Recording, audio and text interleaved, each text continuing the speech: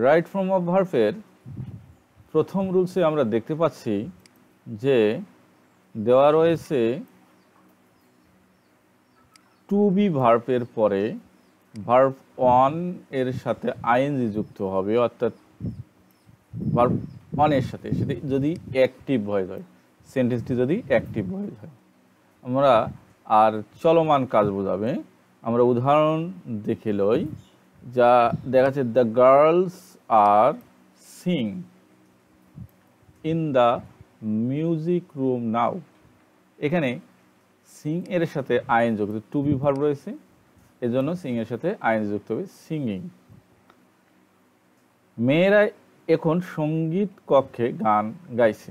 আরেকটি জিনিস লক্ষ্য রাখবে, তোমরা লক্ষ্য করবে যে সাবজেক্ট যদি সক্রিয় হয়, অর্থাৎ নিজে কাজ করে, সাবজেক্ট যদি নিজে কাজটি করে তাহলে অ্যাক্টিভ ভয়েস তোমরা বুঝে নেবে যে এটা অ্যাক্টিভ, প্যাসিভ ভয়েস। সিনারিও ভয়েসে সাবজেক্ট যদি নিজে কাজ করে সেটা হচ্ছে অ্যাক্টিভ। যেমন দ্য গার্লস, মেয়েরা কি করতেছে গান গাইতেছে, অর্থাৎ মেয়েরা নিজে করতেছে কাজ, এজন্য এটা অ্যাক্টিভ ভয়েস, এজন্য বি ভার্বের পরে আইএন যুক্ত হবে। আর যদি না হয় তাহলে বি ভার্বের পরে অবশ্যই ভার্বের থ্রি হবে, এটা মনে রাখতে হবে।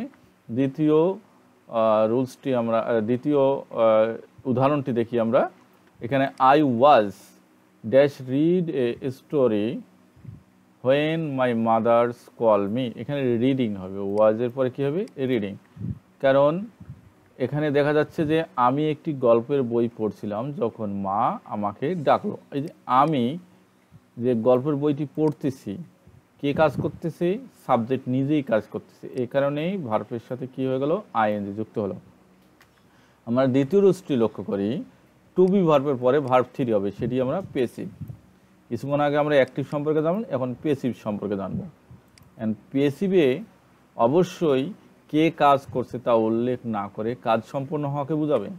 যেমন দ্য লেটার ওয়াজ ড্যাশ স্টারডে, এখন ওয়াজটি হচ্ছে টু বি ভার্ব, অবশ্যই রাইটেন হবে। এখন যখন চিঠিটি গতকাল লেখা হয়েছিল, এখানে কে কাজ করতেছে সেটি উল্লেখ নাই। চিঠিটি রয়েছে কিন্তু চিঠিটি তো লেখা হয়েছিল, চিঠিটি তো নিজে কাজ করেনি, কে কাজ করেছে সেটি উল্লেখ নেই, এ কারণে রাইট রোড রাইটেন হয়ে গেছে। আমরা আরেকটি উদাহরণ দেখি, the road is repaired regularly. যে রিপেয়ার্ডের কাজটি করে, রোড তো আর নিজে করে না, অন্যের দ্বারা করে, এই জন্য রিপেয়ারেড হবে, অর্থাৎ পাস্ট পার্টিসিপল ফর্ম হবে, অর্থাৎ ভার্বের থ্রি হয়েছে। রাস্তা নিয়মিত মেরামত করা হয়, এখানে রাস্তা যে মেরামত করা হয়, রাস্তার কাজ কি নিজে কাজ করে, মেরামতের কাজ করে না, এজন্যই ভার্বের সাথে থ্রি হয়েছে। এবার আমরা 3 নম্বর রুলসে আমরা যাব। এটা টু ডু ভার্ব, যেমন ডু ডাজ ডিড। আমরা বাক্যের মধ্যে যদি ডু ডাজ ডিড পাই, সেই ভার্বের পরে ভার্ব ওয়ান হবে। অর্থাৎ আমরা উদাহরণের মধ্যে দেখি নেই, শি ডাজ নট, এখানে ডাজ উল্লেখ রয়েছে, এজন্য ইটে হবে। আবার দে ডিড নট, এখানে ডিড রয়েছে, জয়েনই হবে, অর্থাৎ প্রেজেন্ট ফর্মই হবে, অর্থাৎ ভার্ব ওয়ান হবে। আবার আমরা দেখতেছি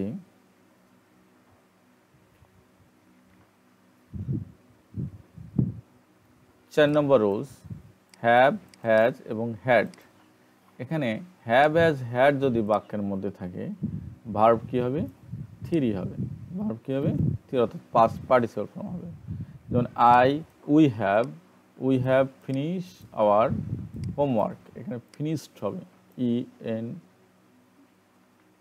ফিনিশড, ইডি যুক্ত হয়েছে। যেমন আমরা আমাদের বাড়ির কাজ শেষ করেছি। হি হ্যাজ, এখানে হ্যাজ রয়েছে, হ্যাজ ভার্ব রয়েছে, অর্থাৎ ভার্বটি পাস্ট পার্টিসিপল ফর্ম, অর্থাৎ ভি থ্রি হবে। লস্ট হয়, সে তার কলম হারিয়েছিল। আবার দে হ্যাড, এখানে হ্যাড রয়েছে, হ্যাডের পরে অতএব এই have has had 4 number rules রয়েছে, হ্যাভ হ্যাজ হ্যাডের পরে ভার্ব থ্রি হবে, অর্থাৎ সি এর পরে, অর্থাৎ সি হবে, অর্থাৎ হ্যাডের পরে সি, পাস্ট পার্টিসিপল ফর্ম হবে সিন, অর্থাৎ তারা আগেই পদ্মা সেতু দেখেছিল। এবার আমরা রুলস নম্বর 5 যে মডেল ভার্বের পরে যে ভার্বগুলো বসবে সেইগুলো আমরা বলছি। মডেল ভার্বের পরে কোনো ভার্ব না থাকলে ভার্ব অন আসবে। মডেল ভার্বের পরে যদি বি ভার্ব থাকে, অনেক সময় ভার্বের সাথে আইএনজি যুক্ত হয়, তখন আমরা বুঝবো সেটা যদি অ্যাক্টিভ হয় তাহলে আইএনজি যুক্ত হবে। আর যদি ভার্ব 3 হয়, 3 বসাবো কখন? যদি সেটি প্যাসিভ হয়। আর মডেলের পরে হ্যাভ থাকলে ভার্ব 3 হবে। আমরা এই দুটোর মধ্যে পার্থক্য কিভাবে বুঝবো? যেটি সাবজেক্ট নিজে কাজ করবে সেটির সাথে অ্যাক্টিভ, আর সাবজেক্ট যেটি নিজে কাজ না করে, কাজ সম্পূর্ণ হওয়া বোঝায়, সেটি হবে ভার্ব 3 বসবে। আমরা উদাহরণ কয়েকটি লক্ষ্য করি। ইউ ক্যান, এখানে শুধু ক্যান মডাল ভার্ব আছে, এরপরে বি নাই, হ্যাভও নাই, এজন্য এটি সলভে হবে। যেমন তুমি সমস্যাটি সমাধান করতে পারো, এখানে ক্যান সলভে হবে। আবার দ্বিতীয় রুলস আমরা দ্বিতীয় উদাহরণ লক্ষ্য করি। মাস্ট বি রয়েছে, অতএব মডাল ভার্বের পরে বি রয়েছে, তাহলে হি এখানে নিজে কাজ করতেছে, এজন্য ডুইং হবে, ভার্বের সাথে আইন যুক্ত হবে। এখানে সে এখন তার বাড়িতে কাজ করছে, সে নিজে কাজ করতেছে, এজন্য। আবার আমরা তৃতীয় উদাহরণ, the books should be distribute, এখানে শুড হচ্ছে মডাল ভার্ব, এরপরে বি আছে, আর বুকস নিজে কাজ করতে পারে না, এজন্য ভার্বের 3 হবে, অর্থাৎ ডিস্ট্রিবিউট হবে। যেমন বইগুলো বিতরণ করা উচিত, এটা কাজ সম্পূর্ণ করা বোঝাচ্ছে, কিন্তু কে কাজ করতেছে সেটি উল্লেখ নেই। আবার শি মে হ্যাভ, এখানে হচ্ছে মডাল ভার্বের পর যদি হ্যাভ থাকে, মে হ্যাভ রয়েছে, তো ভার্বের 3 হবে। তাহলে কি হবে এখানে? ফরগেটেন, অর্থাৎ সে হয়তো আমার নাম ভুলে গেছে। এবার রুলস নম্বর 6, টু এর পরে অবশ্যই ভার্ব 1 হয়। টু এর পরে ইনফিনিটিভ, অর্থাৎ টু এর পরে ভার্ব 1 হবে। যেমন আই ওয়ান্ট টু, এখানে টু রয়েছে, অবশ্যই গোয়ে হবে, আমি সেখানে যেতে চাই। আবার দেওয়া আছে হি টায়ার্ড টু, এর এখানে হেল্পে বসে, টু এর পরে ভার্ব 1 হয়, হেল্পে বসবে, সে আমাকে সাহায্য করার চেষ্টা করেছিল, টায়ার্ড টু হেল্প মি।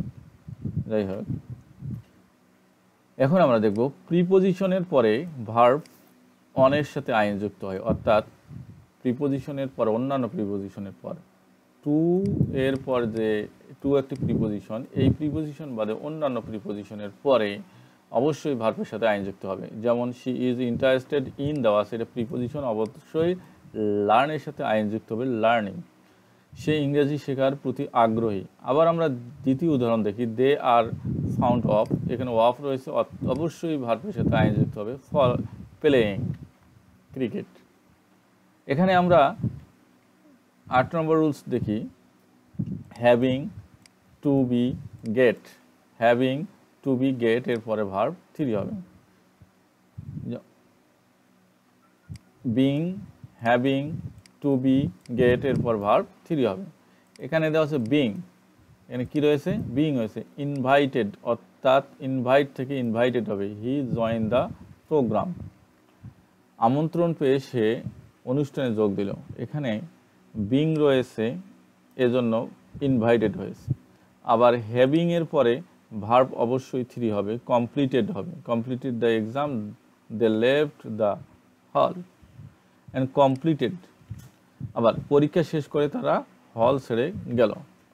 এখন the work is to be, এই টু বি রয়েছে, টু বির পরে ভার্ব অবশ্যই 3 হবে, ফিনিশড বাই টুমরো, ফিনিশড হয়ে গেছে, যেমন কাজটি আগামীকালের মধ্যে শেষ করা হবে। এখানে the girl got dash select for the scholarship, এখানে গট, এই গট এর এখানে গেট রয়েছে, গটের গেটের পরে গট, এটা পাস্ট ফর্ম। অবশ্যই আমরা যদি দেখি যে এটির রূপের পরিবর্তন হয়েছে, কিন্তু এটি গেটের একটি রূপ, অতএব ভার্ব 3 হবে, সিলেক্টেড হবে, সিলেক্টেড ফর দ্য স্কলারশিপ, মেয়েটি বৃত্তির জন্য নির্বাচিত হলো। এবার হচ্ছে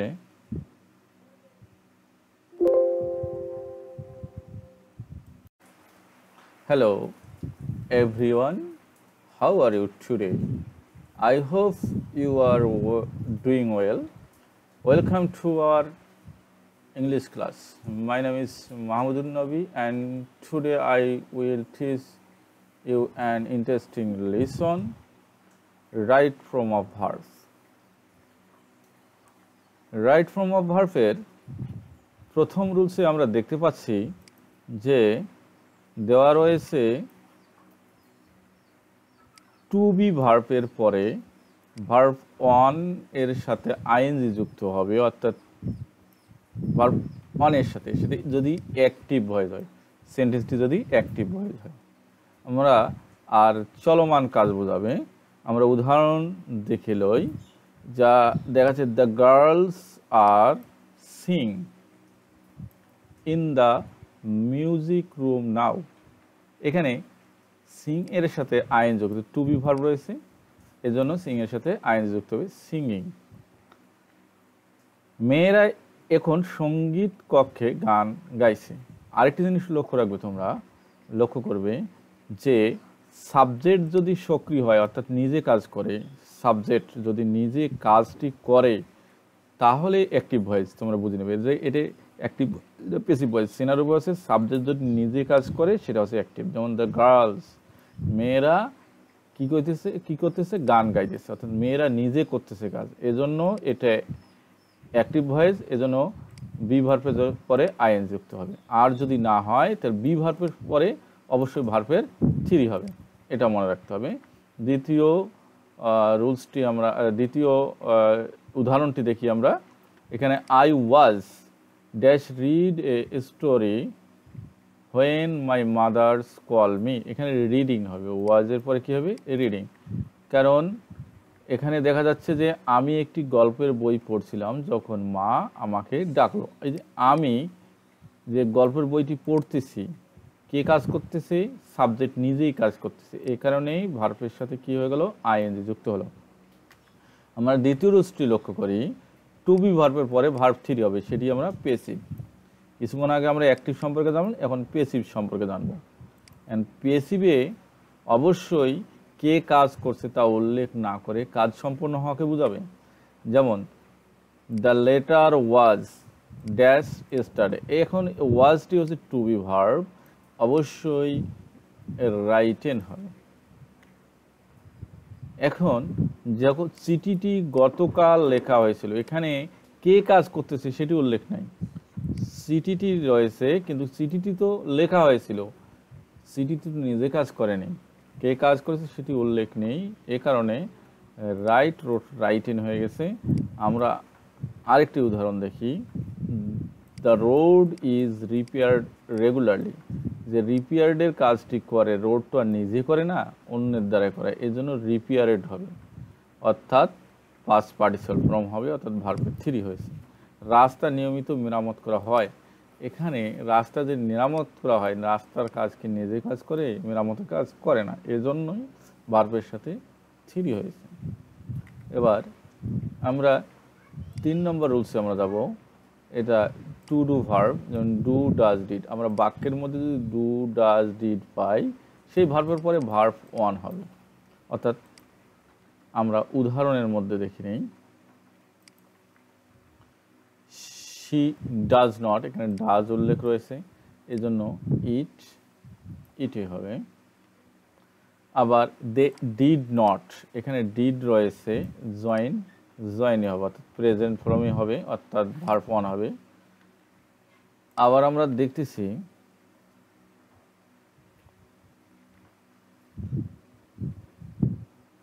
চার নম্বর রুলস, হ্যাভ, হ্যাজ এবং হ্যাড। এখানে হ্যাভ, হ্যাজ, হ্যাড যদি বাক্যের মধ্যে থাকে, ভার্ব কী হবে, থ্রি হবে। ভার্ব কী হবে, থ্রি, অর্থাৎ পাস্ট পার্টিসিপল ফর্ম হবে। যেমন we have finish hour homework, এখানে ফিনিশড হবে, ফিনিশড ইডি যুক্ত হয়েছে। যেমন আমরা আমাদের বাড়ির কাজ শেষ করেছি।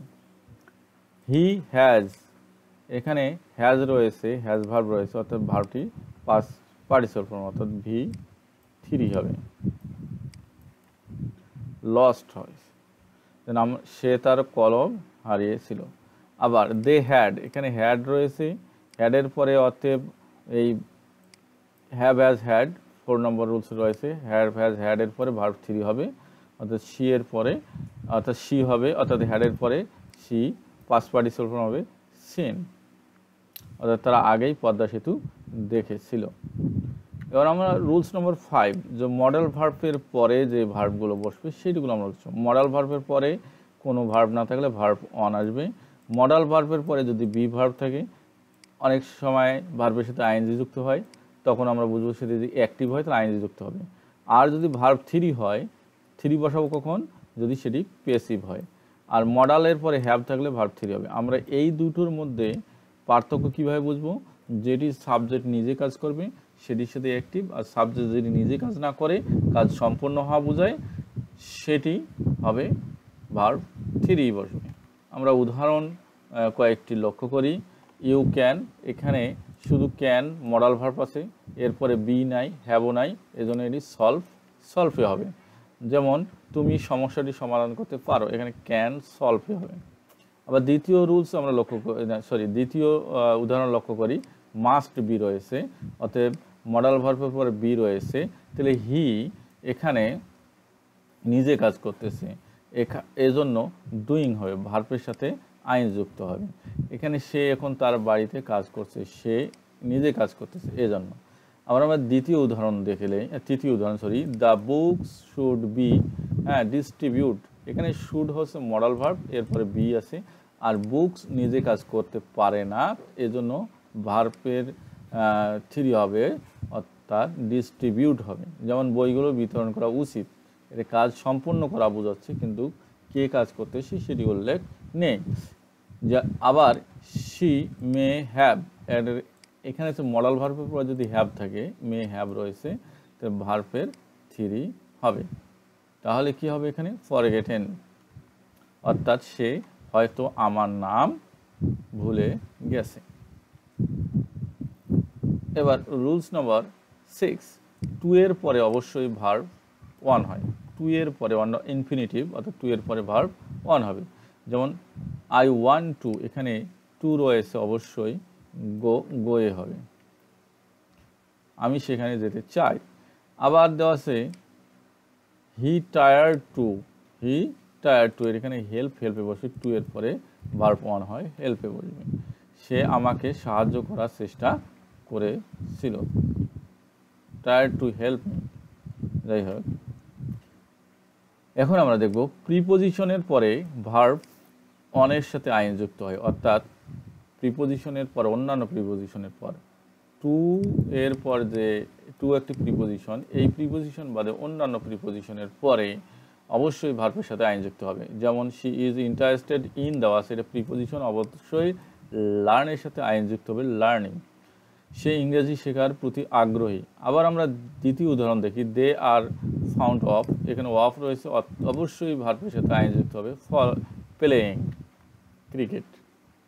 এখানে আমরা 8 নম্বর রুলস দেখি, having to be get, having to be get এর পরে ভার্ব 3 হবে। Being, having to be get এর পর ভার্ব 3 হবে। এখানে দেওয়া আছে বিং, এখানে কি রয়েছে? বিং হয়েছে। ইনভাইটেড, অর্থাৎ ইনভাইট থেকে ইনভাইটেড হবে, হি জয়েন দ্য প্রোগ্রাম, আমন্ত্রণ পেয়ে সে অনুষ্ঠানে যোগ দিল, এখানে বিং রয়েছে, এজন্য ইনভাইটেড হয়েছে। আবার হ্যাভিং এর পরে ভার্ব অবশ্যই 3 হবে, কমপ্লিটেড হবে, completed the exam, they left the hall and completed, আবার পরীক্ষা শেষ করে তারা হল ছেড়ে গেল। এখন the work is to be, এই টু বি রয়েছে, টু বির পরে ভার্ব অবশ্যই 3 হবে, ফিনিশড বাই টুমরো, ফিনিশড হয়ে গেছে, যেমন কাজটি আগামীকালের মধ্যে শেষ করা হবে। এখানে the girl got dash select for the scholarship, এখানে গট, এই গট এর এখানে গেট রয়েছে, গটের গেটের পরে গট, এটা পাস্ট ফর্ম। অবশ্যই আমরা যদি দেখি যে এটির রূপ রূপের পরিবর্তন হয়েছে, কিন্তু এটি গেটের একটি রূপ, অতএব ভার্ব 3 হবে, সিলেক্টেড হবে, সিলেক্টেড ফর দ্য স্কলারশিপ। মেয়েটি বৃত্তির জন্য নির্বাচিত হলো। এবার হচ্ছে